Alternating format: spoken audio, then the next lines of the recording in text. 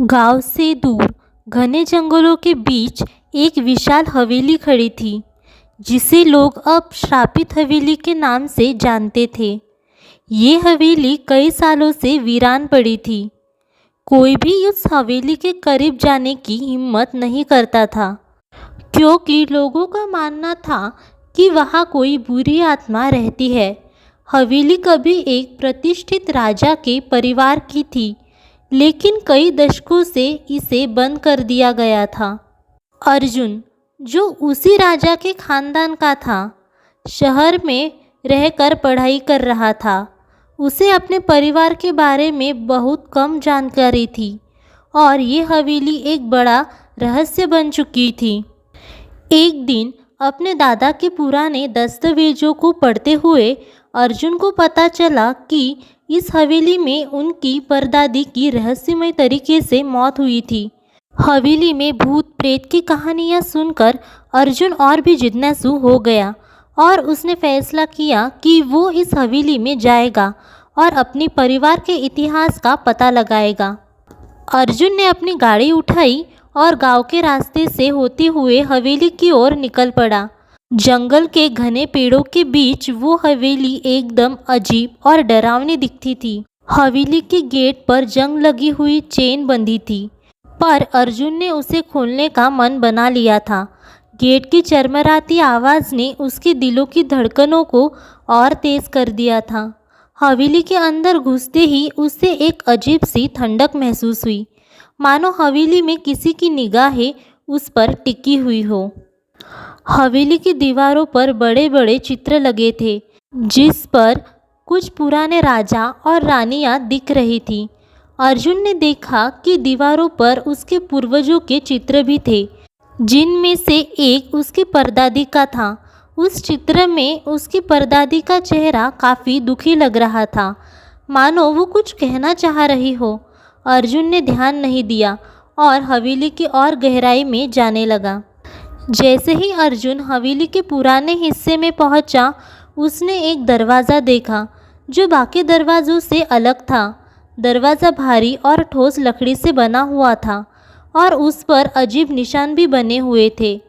अर्जुन ने उस दरवाजे को खोलने की कोशिश की और जैसे ही वो खुला, एक भारी हवा का झोंका उसकी ओर आया। दरवाजे के अंदर एक पुराना कमरा था, जिसमें धूल जमी हुई थी और फर्नीचर टूटे पड़े हुए थे। कमरे के बीच में एक पुराना तख्त रखा था, जिस पर कुछ पुराने गहने और कपड़े थे। अर्जुन ने जैसे ही उन गहनों को छुआ, अचानक कमरे का वातावरण बदल गया। हवा भारी हो गई और हवेली के कोनों से हल्की हल्की सरसराहट की आवाज़ें आने लगी। अर्जुन को अब इस जगह से खौफनाक इतिहास का एहसास हो रहा था, लेकिन वो पीछे हटने को तैयार नहीं था।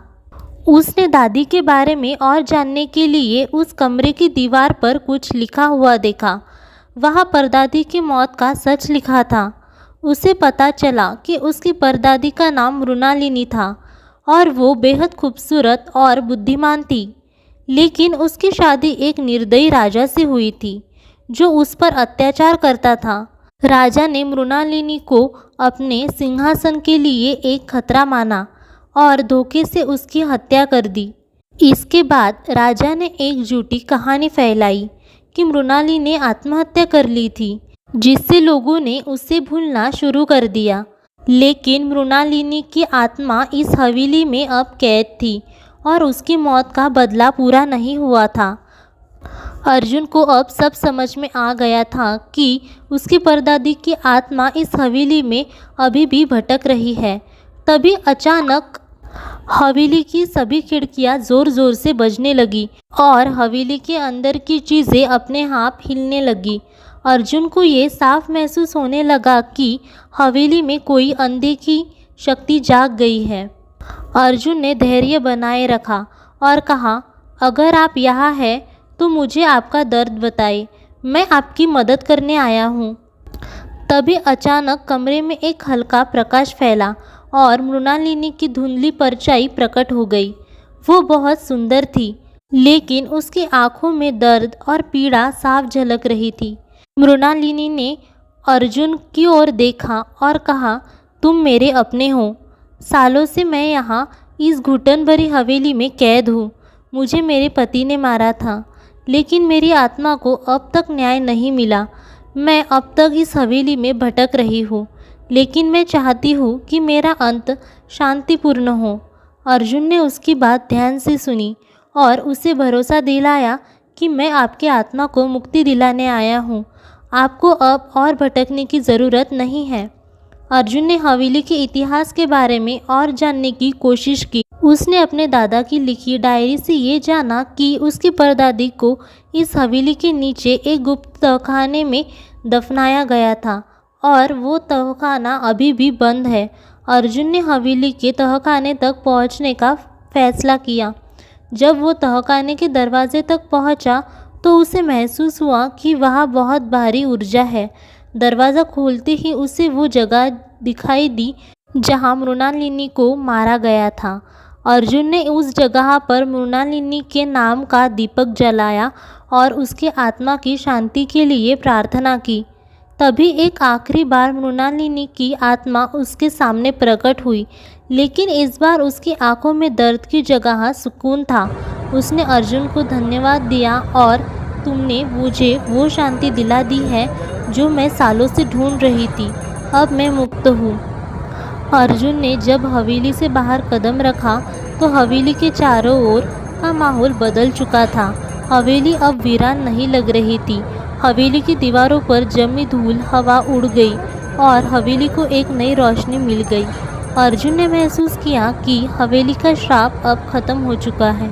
अर्जुन ने अपनी परदादी की आत्मा को मुक्त कर दिया था और वो हवेली अब भयानक की जगह नहीं रही थी। उसने खुद से वादा किया कि वो अपने परिवार के इतिहास को लोगों के सामने लाएगा ताकि इस भयानक सच से लोग वाकिफ़ हो। अर्जुन अब एक नए अनुभव के साथ वहाँ से लौटा, लेकिन उसके दिल में ये सुकून था कि उसने आत्मा को मुक्ति दिलाई और अपने परिवार के खोए हुए इतिहास को फिर से जिंदा कर दिया।